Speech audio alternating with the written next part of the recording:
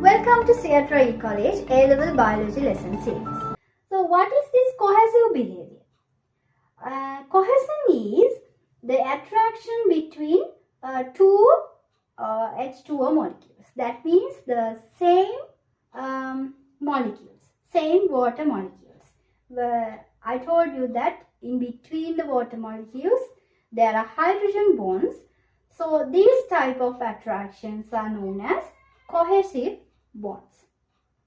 And adhesion is the attraction between water molecules and other surfaces. For an example, think about the water molecules that transport from roots up to the tip of a plant. Okay, so these type of transportations in xylem and phloem of plants is supported by these type of bonds. Okay, so when water is moving from the roots to the tips, they are attracted to each other from cohesive bonds, and they are in attraction to the leaves or the phloem surfaces or the xylem surfaces through these adhesion bonds. So that is known as this cohesive behavior, okay, of the water molecules.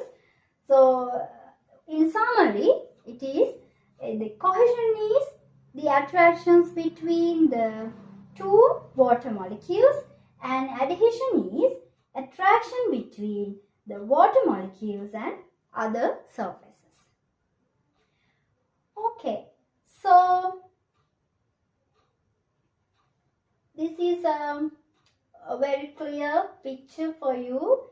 Now see these two water molecules in attraction with these cohesive bonds, and they are attracted to other surfaces through adhesive bonds. So for the example for these type of bonds, or it helps in the phloem and xylem transportation against gravity inside the cell. Okay, so you can go through these pictures in your tube, so you will get a clear details and clear explanation of this property of water. Okay, so the next property is, okay, there's another picture. Okay, the cohesion is it's very funny, and you can see these two water molecules are in love and they are attracted to each other, so it is cohesion. And this water molecule is in the bonded with other stuff. Okay, so next one is ability to moderate temperature. Okay, what is this property? I think in your O-levels you have learned this. This is called specific heat capacity. Okay, specific heat capacity of water is high.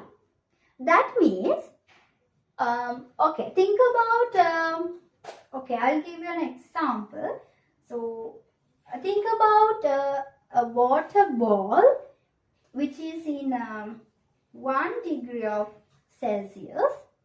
Okay, so now you have to increase the temperature of this water by 1 degree of Celsius. That means at the end you have to get a water ball of 2 degree of Celsius. Okay, in order to rise the temperature of this water by 1 degree of Celsius, you have to give a great or a big amount of heat to this substance. So that is called specific heat capacity. So for different liquids or different matter, there are different specific heat capacities.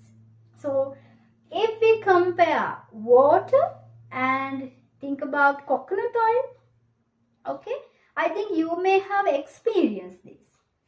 you have to heat the same amount of water for a longer time to get it boiled. Okay, but what about coconut oil? In a smaller time you will get boiling oil. So when compared to oil, then there is a great specific heat capacity. So think about the water bodies, lakes and reservoirs and waterfalls. So in those water bodies, what happens if the specific heat capacity of water is low? Okay, so if the specific heat capacity of water is low, then the water bodies will heat up quickly and the aquatic animals and aquatic plants will be affected. So that's why this property is very important to maintain life, to prevent overheating of the plant bodies and as well as the water bodies. Okay.